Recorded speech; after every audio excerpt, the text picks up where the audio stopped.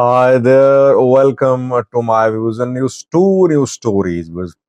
I have been warning you that Ethiopian currency is going to be devalued.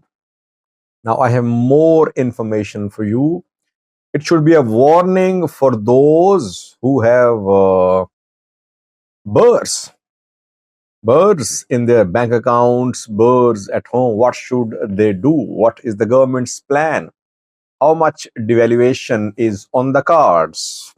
Secondly, several Fano commanders yesterday and day before yesterday issued statements, audio messages, videos, text messages about relations, about the uh, alleged tension between Muslims and Fano fighters. Mere Budajo spoke, Gundar Fano commander spoke as well. Colonel Fantahun Muhabbao also delivered a message. First viewers, Ethiopian currency, Birr, is it going to be devalued? Uh, what is Birr's official price? Around 57 Birrs per dollar. And what is its price in black market? Around 115 to 120 Birrs per dollar. So Birr has lost its value. It has lost more than 100% of its value. But the government did not change Birr value, did not devalue Birr. But it seems this month the government will have to swallow this hard pill. Definitely a hard pill to swallow, because whenever currency is devalued, it leads to inflation.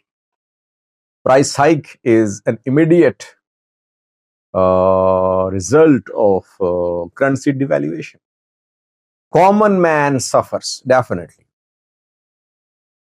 That is why government has been hesitant. It has been trying to get a bailout package from IMF, from World Bank. It has been in talks for debt payment suspension, which it got, but still a sword hanging over the head of the Ethiopian economy, because 3-month extension has been granted by the creditors to Ethiopian government, the creditors who gave debt suspension to Ethiopia. Ethiopia must reach a staff level agreement with the IMF in the next 3 months to keep the debt payment suspension going. So, we know that IMF is known for demanding currency devaluation whenever it approves a bailout package for a country. And whenever a country requests a bailout package from IMF, its currency is in need of devaluation, because the official and black market exchange rates are not the same. So we saw that Egypt had to devalue its pound a few weeks ago, and after that, IMF approved a bailout package for Egypt. Ethiopian government representatives and IMF representatives held meetings in Addis Ababa around 2 weeks ago. Talks ended. Now, second round of talks is going to start in the US, I think, if I'm not wrong. IMF confirmed earlier this month that second round of talks will be held later in April. The talks will be held. But before getting a bailout package from the IMF, Ethiopia will have to devalue its birr. That seems very likely. Ethiopia can only avoid birr devaluation if somehow it gets a few billion US dollars from some other supporter. Ethiopia is in talks with IMF for a 3.5 billion US dollar bailout package. Question is how much devaluation is going to happen. Difficult to say, but people say around 20 to 30% of the value of birr is going to be decreased. Those people who have burrs, those who have burrs in their accounts, they should be careful. Either they should have dollars, they should convert burrs into dollars, or they should buy real estate. They should not have currency, they should have assets. Right now, storing Ethiopian currency is not a good decision. It's a bad decision. So I would suggest those who are in possession of large amount of burrs, do invest the burrs, especially in real estate sector or in some other sector. You better know what is the business situation in your country, in your cities. But burr devaluation is on the cards. So storing burrs is not the right strategy. I think a layman can see that. I am not an economist. I do investments too, by the way, small level investments. I think if you keep currency in your possession, it's never a good decision. Try to build assets. That is the way forward. If you want to be better off, if you want to make progress economically. Let's see when the bird devaluation will happen, but it is on the cards reportedly.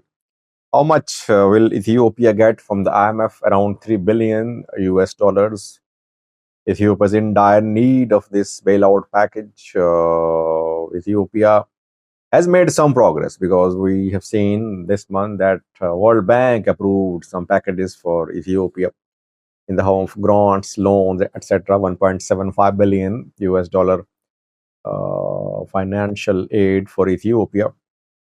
And after that, it was being said that maybe now the next step would be Ethiopia IMF agreement, which could happen later this month, it seems. Secondly, was Fano commanders are trying their best to show solidarity with Muslims. They are countering the narrative, the propaganda that Fano is anti-Muslim, that Fano groups are killing Muslims. Government-backed elements are accusing Fano that Fano groups want to assassinate, they want to kill Muslims. And some Muslim representative bodies have also been indirectly accusing Fano groups, citing Muslim deaths in Bahirdar, in Gojam, in some other parts of Amhara region and some other parts of Ethiopia. Yesterday, some Fano commanders spoke and they expressed their views about role of religion in Fano resistance movement. Does religion have any role in Fano's movement? Colonel Fantahun Mohabao spoke, head of Wallo Fano. Then Mere Bodajo, East Amhara Fano, also released a statement. Fano commander from Gondar also spoke. Safar Malase, I think. Massafin spoke too. I could not find Massafin's audio. Safar Malase spoke. Fantahun Mohabao and East Amhara Fano. Mere Bodajo. These are all top Fano commanders. Tier 1 Fano commanders. What did they say? They said one thing very clearly. They said that their struggle has nothing to do with religion. It's about ethnicity. One ethnic group is under repression, and that is Amhara. Whether Amharas are Muslims, Christians, Orthodox, Protestants, whatever the religious affiliation is, it does not matter. As an ethnic group, the struggle has been launched because Amharas are being killed allegedly in massacres by non-Amhara forces. So since religion is not the basis of this movement, that is why why would Fano kill Muslims? There could be some local level issues. It does not mean that Fano has a strategy of killing Muslims or going against Muslims. Muslims are part of the struggle. Some Fano commanders are Muslims. 2 days ago, when Eid was celebrated in Ethiopia, in the Amhara region, Fano fighters released pictures with Muslim Fano fighters, with Muslims of the area. They were seen protecting Eid gatherings. So it was a good message, show of solidarity by Fano for Muslim community. And by the way, those who are displaced from Valaga, Amharas, I think a large number of them are from Muslim community, displaced from Oromia into Amhara. Though some are now returning, they are being told to return to the Oromia region. Yes, we cannot say that religion is the basis of Fano's movement. At the same time, the way Fano is trying to build alliance with Orthodox Church, obviously it is going to be a little concerning for Muslims. Fano using Orthodox Church facilities for training, for planning, for execution, etc. Facilities in the Amhara region, facilities in Addis Ababa too, around Addis Ababa, you can say.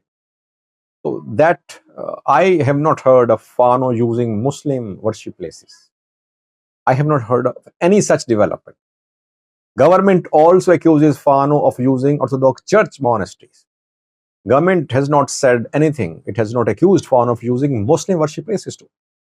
So there is definitely a nexus between Fano fighters and local Orthodox community.